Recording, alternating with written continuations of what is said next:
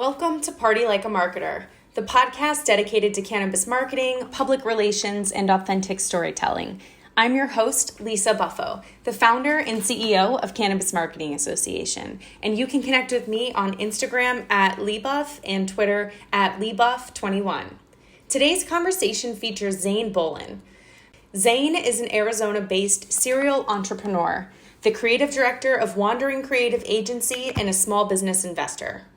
Zane builds businesses by focusing on digital marketing strategies and unified brand messaging. With 10 years of marketing and business experience within many different industries, he's able to come up with out-of-the-box solutions to solve major business problems.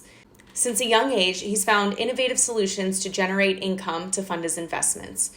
Recently, he was named in the top 100 marketers of 2020, and his strategies have boasted 16,000% increases in key online metrics within a single year. These strategies have also more than doubled gross income and tripled profits for many of his clients.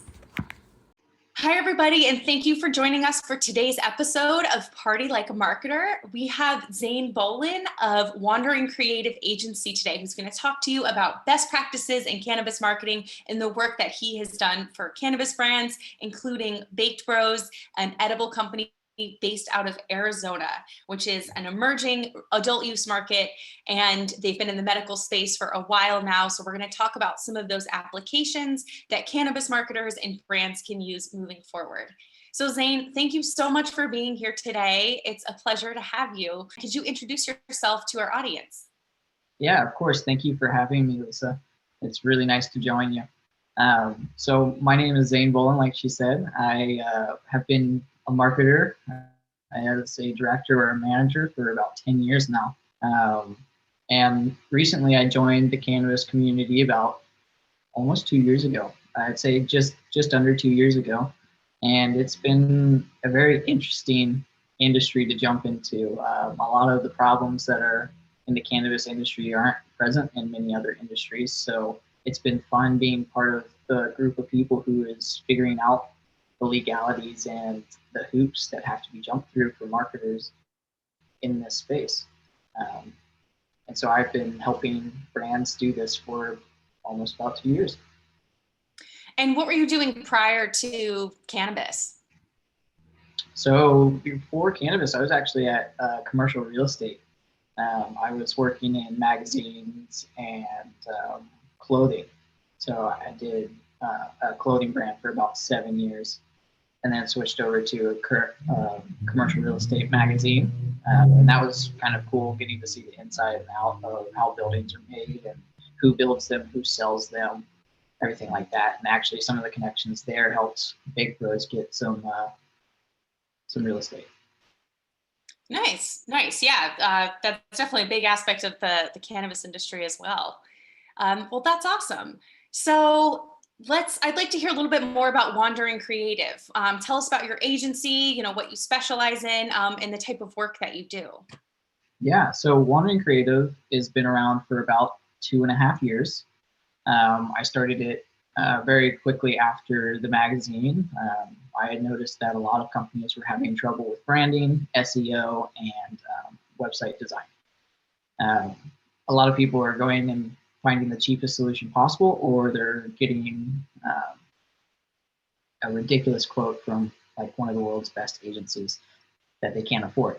So I wanted to find a solution for that, of someone who provided great branding, SEO, and web design that also didn't cost an arm and a leg. So we created an agency here in Phoenix. I have about 2 collaborators that help me, and we have a bunch of contractors that help us. And what we do is we really work with these companies and we focus on what they need. We tailor all of our solutions to them. There's no set prices except for our SEO. And that is because it's a very set service. It has set needs that you need to do. And it doesn't matter if your company is Apple or if your company is Baked Bros. You're not going to really need anything different when it comes to SEO. But every other one of our services is custom tailored to our clients. And we take the time to sit down with you, we understand your problems, your needs, and then we recommend the best actions for you. So first I'd like to talk about effective marketing strategies that you see brands utilizing in this space. One of the things we know is that kind of traditional ad outlets and channels that, you know, any other industry could use, whether it's social media or Google ads, aren't necessarily available to cannabis companies, which means I think it's both a creative opportunity and a challenge for brands to figure out, you know, how do I reach my target customer and my audience? So what are some effective marketing strategies that you see brands utilizing in cannabis? Well, one of the things that I see that they're really taking advantage of is the in-dispensary marketing. Um, these people are already going and looking for cannabis. And so if you're putting up your signage and getting all of your stuff sent over to the dispensaries, you're doing the TV ads, you're doing your little display setups, things like that, you're getting those brand impressions of cannabis consumers right away. Not everyone is doing this. And so it's kind of a miss on a lot of brands' part that they're just not taking advantage of that. I mean, when you go into a dispensary right now, there's a wall of products hanging up. If you don't have a little bit of your marketing there, it just looks like a sea of products. The other thing is that the brands that are directly focusing 90 to 100% of their marketing on the customers and not on the dispensaries themselves are seeing much larger returns. And by that, I mean, we have bud tenders and things like that, and they're great. They tell all the information. You need to train them, make sure that they're all doing what they need to do. But when you advertise, you need to make sure that you're focusing on your customers because they're the ones who are buying it. I see a lot of people kind of playing with both, and it looks like the stuff that focus towards the customer itself outperforms anything that focuses on people inside of the industry, which is crazy to think because it's like we just switched from medical, and medical, you pretty much had to focus on these industry exclusive people because it was the only thing that worked. And that's been a really unique switch that I didn't exactly expect, but it's been really interesting to see. And then the final piece of the marketing that I think is actually the most effective piece is SEO. There are only 5 brands in all of cannabis space in the country that are focusing on SEO. There is a huge amount of room out there, and there are millions of search terms that are directly related to your products and your people, and you can own them. And it's very easy. Most of them have a keyword difficulty, which is just the score of how to catch them, below 70. And anything below 70 is something you want to go for. So can you elaborate a little bit on the opportunity that brands have to connect with retailers in the dispensary space? Yeah. How might they go about that? Is that connecting with, you know, the store managers, or is it the bud tenders directly? How would a brand take advantage of what you mentioned as far as making sure their marketing materials there? What's that first step? So the first step would be connecting with the purchasing manager that you deal with on a day-to-day basis or a week-to-week basis, and you ask for their marketing manager. Almost every dispensary out here has a marketing manager or someone who runs the marketing at all their stores, and they are looking for marketing, cheap advertisement, ways to improve sales. And there's a little bit of a statistic that says every time a customer sees a product, they're 30% more likely to buy it. So if you put a picture of the product and they see the product, that's 2 impressions right there. And so the best way is to get in touch with the marketing department at each dispensary. If they don't have a marketing person, then you need to connect with their general manager and talk about, hey, like we would love to get some of our marketing in your store to help you sell our products quicker. The more we sell here, the more money you make, the more money we make. It's a mutually beneficial advertisement campaign. And so you talk to them in that form, and you're just like, hey, let's work together. Sometimes they'll want you to post your sales to Instagram or things like that, which obviously you can't. So you have to just repost a picture from their page that says them. But most of the time it's just, hey, we've got this awesome TV ad for you, and hopefully it will increase your sales. And you just send it over and they put it up. So it's creating digital content for the digital screens. It could be printing materials. It Yes, could be uh, yeah, any of those like cardboard displays or educational materials. But basically, it's the brand's offering to create content on behalf that would take up space in the store to connect with those customers directly. correct. Yeah. And actually, I've seen a really cool idea where there's these little cardboard cutouts, but they have TV screens on them. So you can hang them on the racks, and when they're motion activated, so when you walk by them, they'll start playing, and it'll start telling you the story of the product. And so you start sitting there, and if you do a 30-second to 2-minute little recording, that's super effective. And actually, that comes from one of your other CMA members, and he is the person who makes those, and he's awesome to work with. Um, what what is that company? I would have to look it up. Okay, cool. And then where would bud tender education fit into this? So if we're talking about, advertising at the point of sale and advertising at retail, there's the physical component of making sure your marketing materials are there. But what about the conversation that the customer is having with the bud tender? How do brands approach that? And is that part of that conversation you have with the purchasing manager, or is that something different? Yeah, that is definitely a conversation you have with the purchasing manager. Most of the time, they're wanting you to come in and teach all about your products. The more educated the bud tenders are, the better they will do. We actually like to do a little bit of a raffle. And so we're like, hey, we can actually track how many of our products you sell. And so we're going to give you all this educational tools to sell it. And the person who sells the most gets a $500 gift card or whatever. And so we'll be like, hey, it's worth your time to learn our education. That makes sense. That makes sense. So then you would just go in and actually speak with the bud tenders on like when would this normally happen? Do you do it kind of off hours separately, or just work with the purchasing manager to find when you can come in and effectively train their staff on your pitch? Yes, so basically we do work with them and find the time that works best for them. Most of the time it's the mornings, um, just because it's when it's slower in the dispensary. And they go in and they bring all their bud tenders in that day. So that way, instead of our education team having to go twice or 3 times in a week to educate the entire staff, they bring all their bud tenders in. We go in and we're like, hey, so this is kind of all about our products. You need to know this, this, and this. These are 3 sales points that really make it a valuable product. And you really just focus on like the pieces that they understand, and then you also talk to them and you go, hey, like, don't recommend this one if you don't like indicas. If they're like, hey, like, what do you prefer? And you're like, I'm a sativa person. And you're like, well, I'm gonna use sativa. And so you recommend that one. Now, we also know that there's a little bit of a fallacy between indica and sativa, and so you kind of also have to explain to them, it's like, hey, some of these products are strain specific, some aren't, some things like that.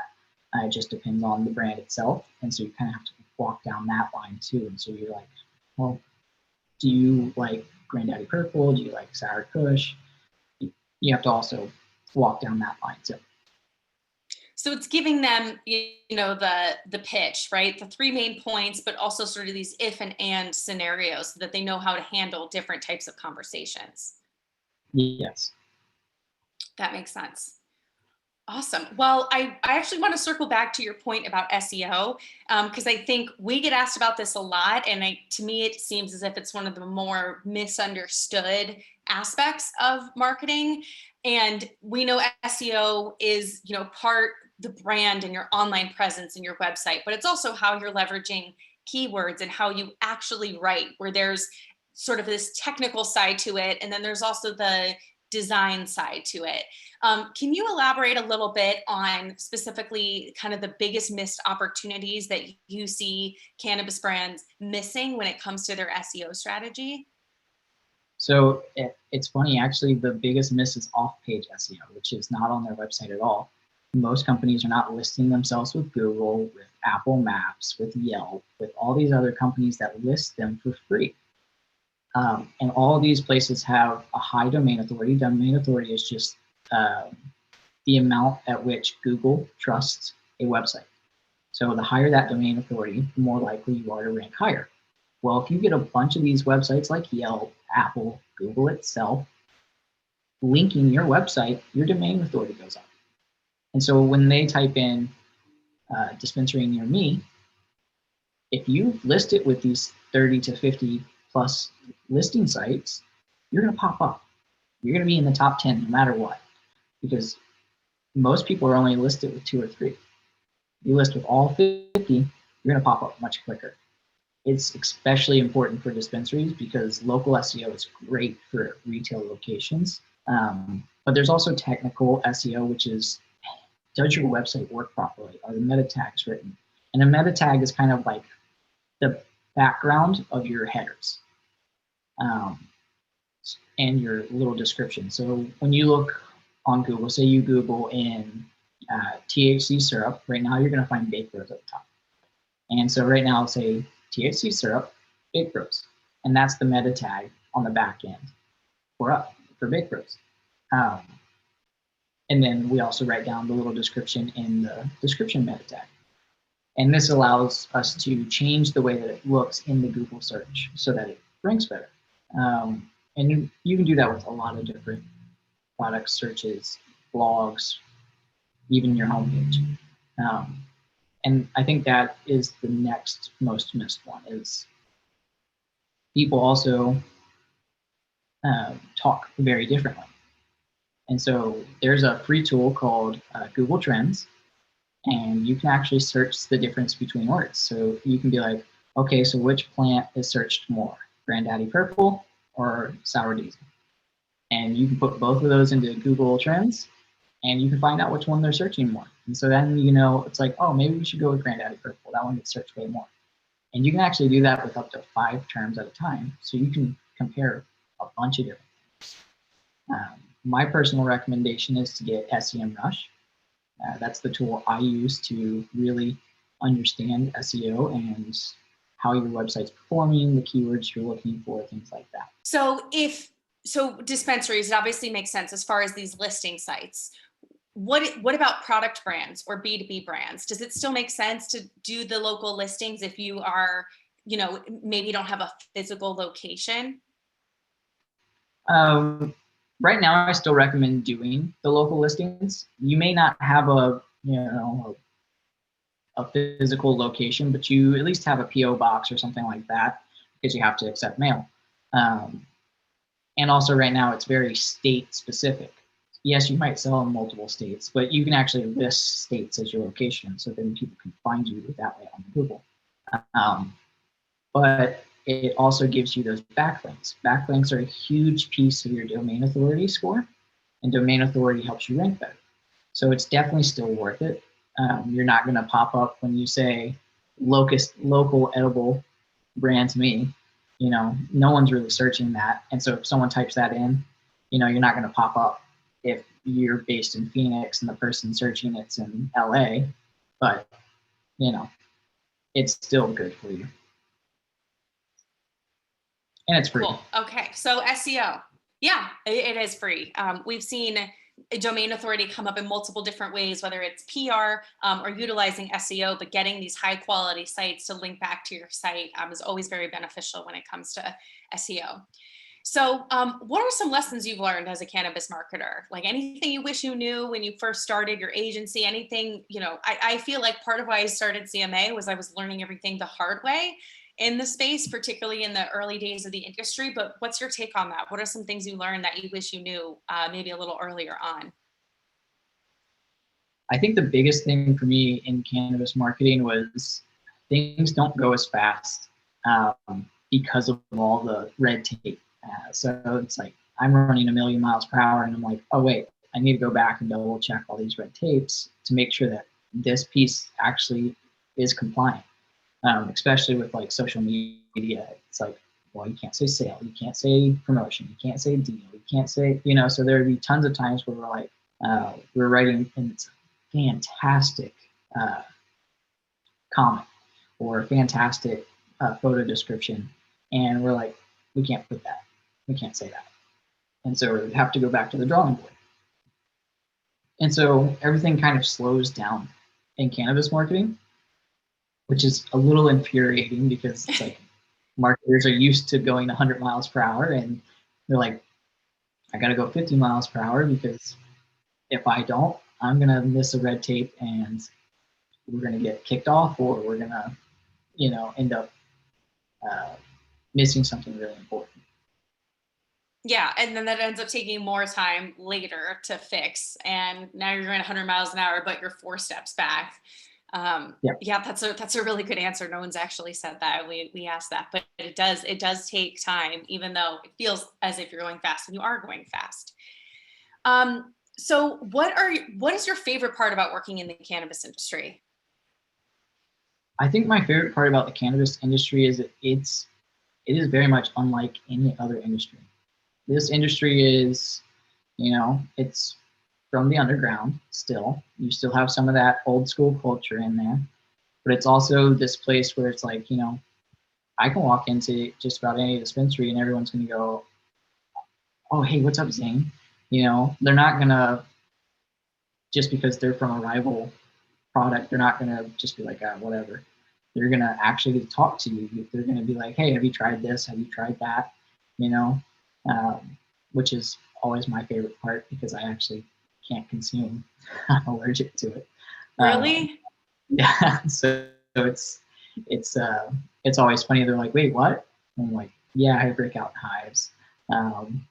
So it's been really fun to like learn everything about the plant. I've always loved it as a kid, grew up in the stoner group and everything like that.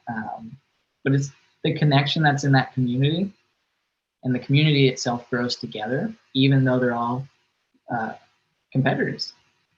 It's unique. Did you grow up in Arizona? I did not. I grew up in Virginia. Oh, right, yes. And I moved out to Arizona at 24, which is funny because my dad actually grew up in Arizona and moved out to Virginia at 24. Nice. Did a little switch there. Yeah.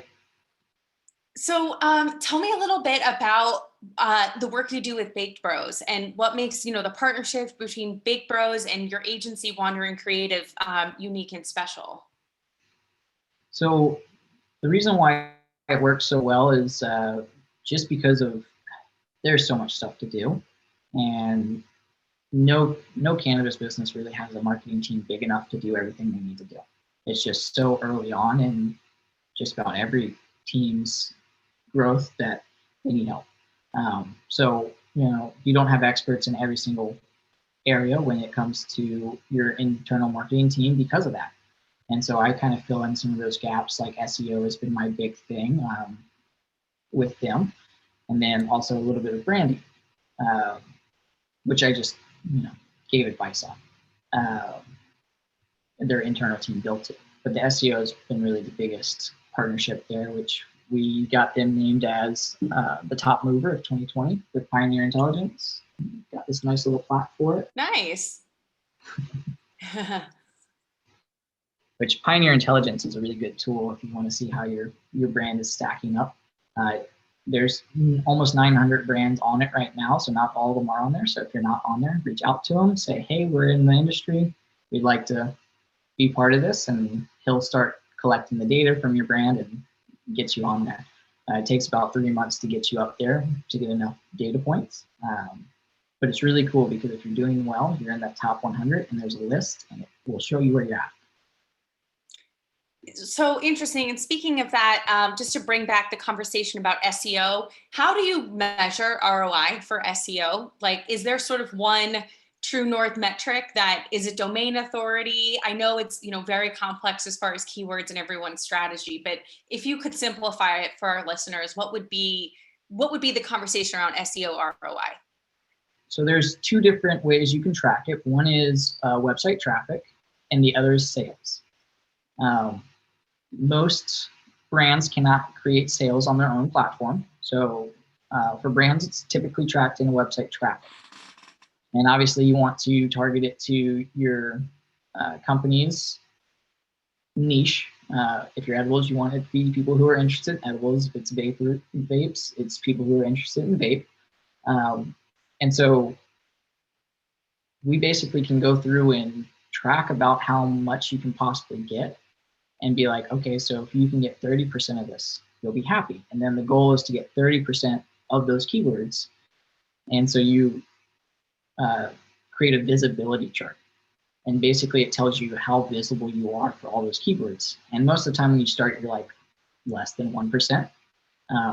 But we've gotten brands up to 20, 22% visibility for hundreds of plus keywords. And that's where you start getting all those brand impressions. We got to a point where we were hitting over 1 million brand impressions a month on Google. So when people were searching, within the first 5 choices was Vape Bros. And so that would count as an impression. So you see that, you see Vape Bros, you see Vape Bros. And so that counts as an impression. With dispensaries, though, it's sales. And you can actually traffic that funnel and you can watch it. You can see, okay, these people came from SEO. Now they're on our buy now page. They've made a purchase. And then you then track them on your in-house sales platform. It's like, okay, these people actually came and picked up the order. And is that a new change with, COVID this year and everyone moving online as far as, order ahead, being able to like effectively track sales? Because I know we're not doing, checkout and pay over the internet per se. But is that a change that you've seen this year? It definitely got more frequent. Right before COVID was when I kind of started in the industry with that. And they were, you were lucky if you got about 4,000 people on your page from SEO. And then it really started to pick up. And I saw some brands making over 100,000 on their online platforms, not making it because they can't actually buy it, but then going and picking it up in the store. And so they were ordered online. And yeah, COVID definitely made ordering cannabis online more realistic for people, and people felt safer doing it. Yeah, I think COVID really changed a lot, and particularly with the essential business designation, I think has changed overall the conversation we're having around this industry, but also just the ease in which we can now order and connect and find products and good information online that I think the industry was heading towards, but it just, I think, hyper accelerated it, certainly in Colorado where we're based. So that's cool to see that's happening in Arizona as well. So a few last questions here before we wrap up. What are you most hopeful for in regards to the future of cannabis? And that could be anything, whether it's, the industry or marketing, but where do you really see things heading? So I personally believe that federal recreation will come probably in the next 3 years. And if it does, I am very interested to see how brands grow beyond their state. Because right now they're very trapped and limited to the states that they're in, and so a lot of them haven't built these scalable features because there's a huge barrier to entry into the next state. So most of them are like, we're making a good amount here, and we're going to have to do this for a few years to get to a place where we can jump to the next state. But when all those barriers come down, it's going to be an interesting race. And so I'm interested to see who's going to be able to react and switch quick enough to that change and really get themselves across the country. And I think the brands that are taking those leaps and breaking through those barriers right now are in the best position to do that. Yeah, absolutely. Absolutely. I think federal legalization is no doubt going to change everything, but seeing who's prepared and who thought it through will be really interesting. Something we're all kind of looking at here. And one question I'd also like to ask, have you seen anything change that surprised you as far as Arizona going adult use so quickly? As far as when they, kind of voted on it and rolled it out, like anything you've seen this year that was like, I, didn't expect that, either from an industry perspective or marketing? Yeah, I think something I wasn't expecting was a lot of these smaller brands were very, very quick. Um, they were able to get adult products into these stores that large brands just weren't able to do. So there's a lot of up and coming brands that just jumped at this opportunity because of the switch. You know, everyone was preparing for legalization to really happen about now, and it happened in January, almost February. You know, and the small brands were able to pivot and quickly change, and the bigger brands weren't able to do that. And so a lot of the bigger brands lost some market share, and the smaller brands were able to step right up and take that. And that was interesting. It was also a very quick lesson to some of the bigger brands. It was like, hey, we got to be faster. Yeah, there's a lot of, I think, excited and hungry entrepreneurs here. And that's one of the things that can be an advantage as a small business, is when there are big changes, you can pivot quicker, because there's sort of less team and tape there, but often also means less budget. So balancing that can be difficult. Okay, well, before we wrap up, any last advice or points you would want to make to the marketers and brands and businesses listening, as far as best practices in cannabis marketing, anything you wish you knew, advice you would pass on now that you've had this experience in the field?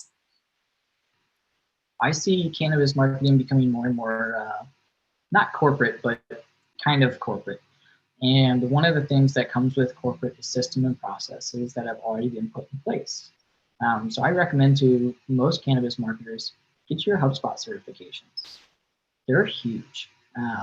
Not only are they useful in knowing how to use HubSpot, but they're also very useful in just, once you understand those concepts, you can take them and apply them to any system. And so learn them and make yourself more knowledgeable in the marketing strategies that you have. Derek's Espinoza from Vape Bros, his favorite quote is, if you know the way broadly, then you know the way in every. Or I messed that up, but it's, if you know the way broadly, then you know the way. And so it's if you have this breadth of knowledge, you can then go into a single area and you're going to have an idea of what to do. And so getting all those certifications across the board, and you don't even have to do the certifications. There's classes on everything you want to learn over there. And they're free. And it's, take the time, learn something else new, and apply it to your business and see what happens. I'm actually glad you mentioned that, because we require at CMA all of our team members to take the inbound marketing as the very first thing they do when they start working with us.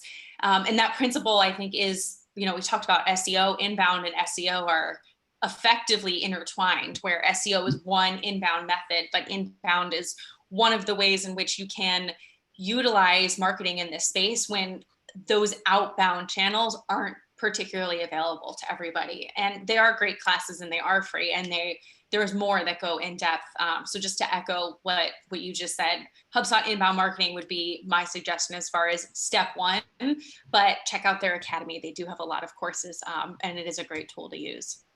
And it's funny that you say that's the one you require, because that was the one I required my team as well. Yeah.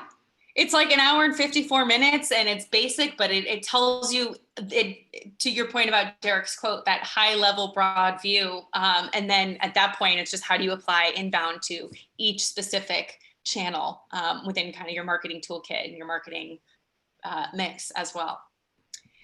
Okay, well, thank you, Zane. How can folks get a hold of you or contact you? Well, I'm pretty easy to find. You can actually just Google my name and you'll find me very quickly.